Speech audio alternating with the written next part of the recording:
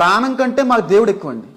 మా దేవుడు ఎక్కువండి. ఓకే, మీ ఇంట్లో కంటే? నా ఇంట్లో కంటే మా దేవుడు ఎక్కువండి. ఇంట్లో కంటే? ఎందుకంటే మీ బాబు కంటే? ఖచ్చితంగా నా దేవుడు. మీ భార్య కంటే? నా దేవుడు ఎక్కువ. మీ నాన్న కంటే? నా దేవుడు ఎక్కువ. మీ అమ్మ కంటే? నా దేవుడు. ఇంత మూర్ఖంగా ఉన్నారు మీరు. తల్లిదండ్రులను కాదన్న తర్వాత ఇంకా మీరేంటిది సార్? నా తల్లిదండ్రులు ప్రేమిస్తానండి, నా దేవుని గణపరుస్తాను సార్. నా తల్లిదండ్రులు నా కొరకు రక్తం కార్చలేదండి, నా భార్య నా కొరకు రక్తం కాచదండి, నా కొడుకు నా కొరకు రక్తం కాచడండి. మీకు కుటుంబం గొప్పనా, బైబిల్ గొప్పనా, యేసుక్రీస్తు గొప్పనా అని అంటే ఏం చెప్తారు మీరు? భార్య బిడ్డలే కాదు, కన్న తల్లిదండ్రుల కంటే బైబిలే గొప్ప. చాలా మూర్ఖమైన ఆలోచన అని నేను అంటే. అమ్మా అన్న మాటకి పరమేశ్వరుడు కట్టుబడ్డాడు, తల్లిదండ్రులు లేని పరమేశ్వరుడు.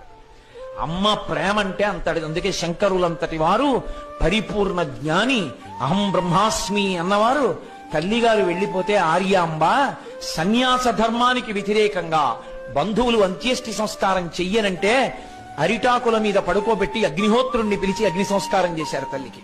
శంకరులు లొంగారు మనమెంత తల్లి భక్తికి. దేవాలయానికి వెళ్ళినప్పుడు దేవుడు కనపడలేదు నాన్న అని మనం ఏడిస్తే ఆ తండ్రి వారి భుజాల మీద మనల్ని కూర్చోబెట్టి దేవుణ్ణి చూపిస్తాడు. అప్పుడు మనకి తెలుస్తావు మనం కూర్చున్నదే భగవంతుడి భుజాల మీద అని. తల్లిదండ్రులకి గుళ్ళు కట్టించక్కర్లేదు, కట్టించిన గుళ్ళ ముందు వాళ్ళని కూర్చోబెట్టకుండా ఉంటే చాలు. అది తల్లిదండ్రుల ప్రధానము. వాళ్ళని నువ్వే సేవించాలి.